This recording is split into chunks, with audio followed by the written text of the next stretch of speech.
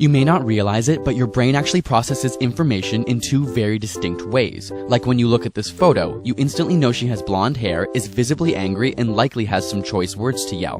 Without any effort, you experienced fast thinking. But if you look at the following problem, something different happens. Sure, you immediately know it's a multiplication problem and you knew you could solve it if you had the energy, but didn't. If you do try, your muscles will tense, your pupils will dilate, and your heart rate will increase. Now, you've experienced slow thinking. These two systems of fast and slow thinking dictate much of our perception and reaction in life. Take these lines for example. It's clear that they're different lengths, but if you measure them, they're actually the exact same length.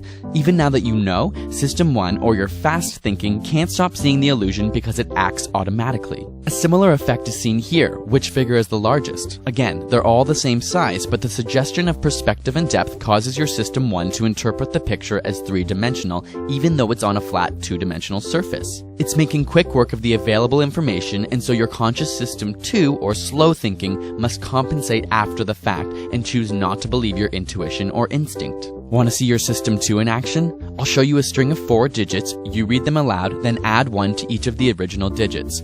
If the card reads 3795, the correct response would be 4806. We'll then go to the next card and you'll do the same, followed by the next card. Ready? Go.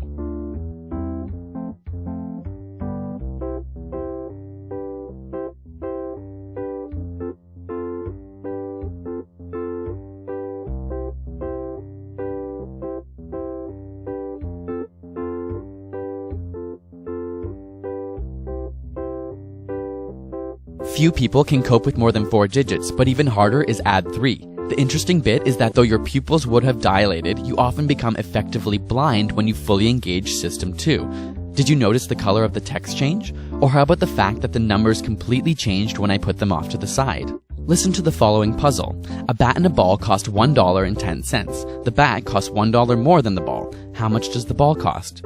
Chances are your System 1 intuition was yelling 10 cents, but this appealing System 1 answer we know is wrong. In fact, the correct answer is 5 cents. Even if you worked out the correct answer, you likely thought of 10 cents along the way. System 1 is trying to work out an answer as quickly and seamlessly as possible, which is extremely beneficial in everyday life. If every activity required full mental effort, it would be exhausting. But knowing this allows us to understand that not all of our first impressions are correct. How many animals of each kind did Moses take into the ark?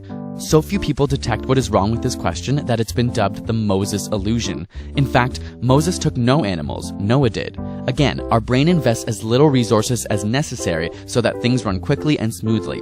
Because Moses is not abnormal in the biblical context, System 1 unconsciously detects an association between Moses and ark and quickly accepts the question. In a similar way, System 1 generates context without you knowing. Reading each of the following may seem fairly simple. A, B, C, Anne approached the bank, and 12, 13, 14. But your brain actually interpreted these ambiguous statements without you ever knowing. You could have read it as A, 13C, or 12, B, 14, but your brain created the context unconsciously. Also, you likely imagined a woman with money on her mind walking towards a building with tellers. But if the sentence before this was, they were floating gently down the river, the entire scene would have changed because bank is no longer associated with money. Without an explicit context, System 1 quickly generates one based on previous experience. In this case, you've likely visited more banks than rivers, and so the context is resolved accordingly. This ties into a concept called priming. For example, if I said wash, how would you complete this word fragment?